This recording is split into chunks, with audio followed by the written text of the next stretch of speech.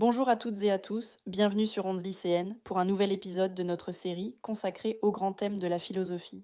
Aujourd'hui, je vais vous présenter la notion de langage.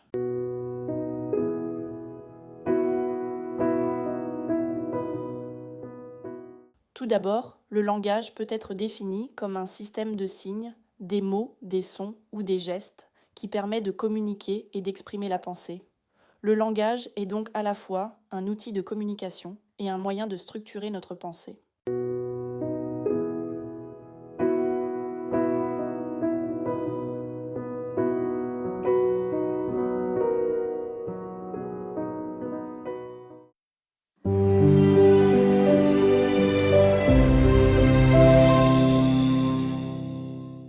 Le langage permet de communiquer. Grâce au langage, les hommes peuvent échanger des informations, partager des idées ou exprimer des émotions. Par exemple, lorsque deux personnes parlent une langue commune, elles peuvent se comprendre et dialoguer. Mais cette communication n'est pas toujours parfaite. Certains mots peuvent être ambigus. Par exemple, dire ça va peut signifier que tout va bien, ou, au contraire, cacher un malaise. Le langage peut donc parfois créer des malentendus.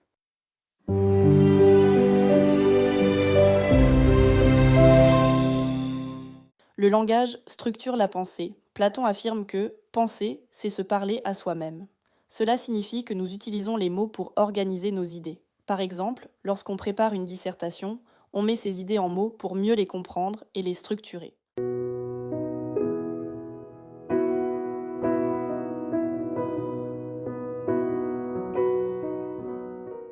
De son côté, Hegel explique que le langage rend la pensée plus claire et plus consciente.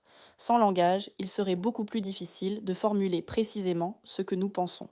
Cependant, le langage a aussi des limites.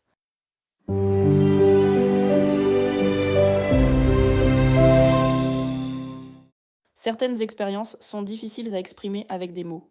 Henri Bergson explique que le langage simplifie la réalité et ne parvient pas toujours à traduire toute la richesse de nos émotions.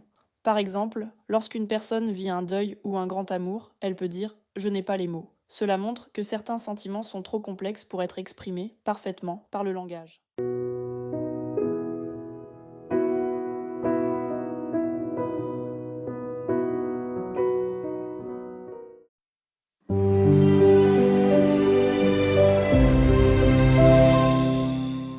Le langage peut aussi être trompeur. Les mots peuvent y servir à manipuler ou influencer les autres. On le voit par exemple en politique ou dans la publicité, où certains discours utilisent des formules vagues ou séduisantes pour convaincre. Nietzsche affirme ainsi : il n'y a pas de faits, seulement des interprétations. Selon lui, le langage ne reflète jamais totalement la réalité, il propose toujours une manière de voir le monde.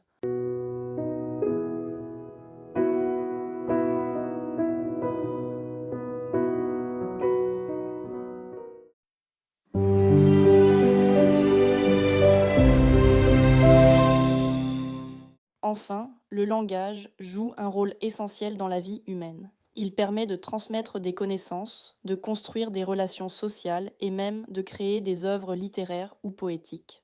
Le langage n'est donc pas seulement un outil pratique, il participe à notre manière de penser et de comprendre le monde.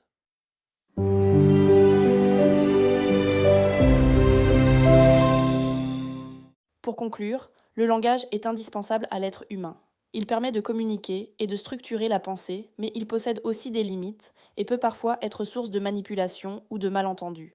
La philosophie nous invite donc à réfléchir à la puissance, mais aussi aux fragilités du langage.